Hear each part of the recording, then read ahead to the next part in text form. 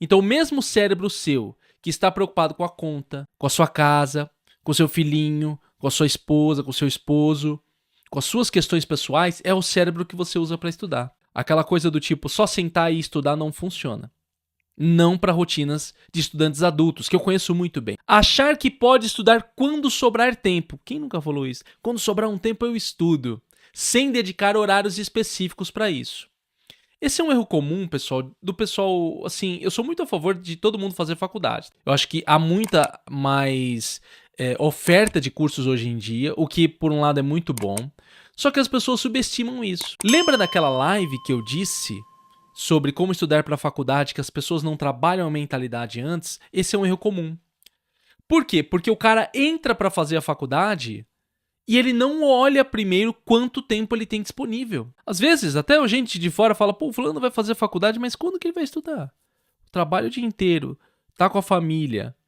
Quando que ele vai estudar? Calma, porque eu não tô querendo dizer também que se você tá bem apertado de tempo, não dá jeito. Calma. Eu não tô querendo dizer que você não pode.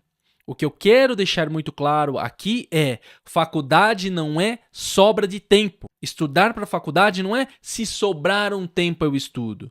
Não é quando tiver um tempinho eu vou dar uma olhadinha no texto. Não é quando eu tiver um tempinho eu vou abrir a plataforma. É algo rotineiro. Porque se você não faz isso rotineiramente, acaba gerando aquelas armadilhas, entrando em um círculo vicioso. Porque você vai empurrando as atividades para frente. Quando você vê, tá lá no final do semestre e você tá desesperado. Eu sei isso, pessoal, pelas pessoas que eu atendo, e eu sei isso porque eu já cometi esses erros. Até hoje em dia, olha só, eu que ensino vocês a organizar, a fazer as coisas tudo certinho, se eu não tomo conta, se eu não deixo de me dispersar um pouco, eu começo a cometer esses erros. A grande diferença é que hoje em dia eu começo a perceber rapidamente. E aí eu já tenho que me adaptar, já dou um jeito, entende? Esse é o diferencial hoje em dia, porque eu tomei a consciência. Colocar uma rotina específica para estudar, essa história de achar que vai dar tempo, não vai. O que eu percebo muitas vezes, atendendo muitas pessoas nos meus acompanhamentos de estudo, inclusive alunos dos meus cursos, o que eu percebo? Às vezes a gente fala o seguinte, eu tenho que fazer um trabalho para entregar para o professor. Beleza, eu vou fazer na segunda de manhã. Nem sempre esse tempo é o suficiente. Eu já vi isso direto acontecer. Vamos resolver o trabalho na segunda de manhã. Aí eu conversava com a pessoa no acompanhamento, ela falava, professor, sabe aquele trabalho que eu falei que ia fazer segunda de manhã? Levou segunda e terça. Foi mais difícil do que eu pensei. Eu não tenho a experiência ainda de calcular certinho o tempo de estudo. Eu preciso alocar um tempo maior. Eu não posso subestimar o tempo necessário. Às vezes eu falo, eu vou só assistir uma aula e pronto. Aí você começa aquela aula e você sente que não está aprendendo. Aí você revê a aula e você lê o texto e a coisa não vai. A coisa não flui. E aí você fica preso. Aí o que era para ser feito em 2 horas, você demorou 4 horas. Então, todos esses elementos você precisa colocar na sua equação.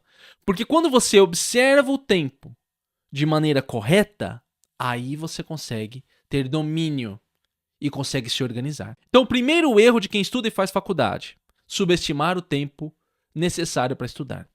Segundo erro de quem precisa trabalhar e fazer faculdade: não saber dizer não. Assumir mais responsabilidades do que pode manejar, tanto no trabalho quanto na vida pessoal. Não coloca a faculdade como prioridade. O cara entra na faculdade, o cara começa a falar, não, tô na faculdade. Me lembra muito de uma aluna que eu atendi, eu não sei se ela tá por aí. Ela assim, não, professor, eu quero fazer faculdade. Ela falou, tá aqui e tal, no acompanhamento, né? Ela mandou todos os horários pra mim. Aí depois ela falou, professor, eu queria fazer inglês também. Isso sempre acontece, tá, pessoal? Não, dá pra pôr umas aulas de inglês? Aí eu falei, tudo bem, calma. Você vai mandando pra mim? A pessoa vai mandando pra mim, eu só falo, tudo bem, pode mandar. Professor, olha, na quarta-feira eu toco na igreja. Beleza, ótimo, manda aí. Quando eu apresentei o horário, eu falei, olha, isso aqui é o que você tem disponível. A menina olhou e falou assim, acho que eu vou deixar o inglês pra depois. Você tem que aprender a dizer não pras coisas. A sua faculdade está em primeiro lugar. Não, você não tem uma vida... Não, eu não vou falar, tá, pessoal, assim, muito sincero pra vocês. Não é uma vida comum, uma vida acadêmica. É uma vida dedicada aos estudos. E mais uma vez, até esqueci de falar no começo aqui, nós estamos falando aqui de faculdade para quem quer estudar. Se você é daquela pessoa que não tá nem aí, que só quer o seu diploma, tá copiando e pegando resposta do chat GPT, então aqui não é pra você.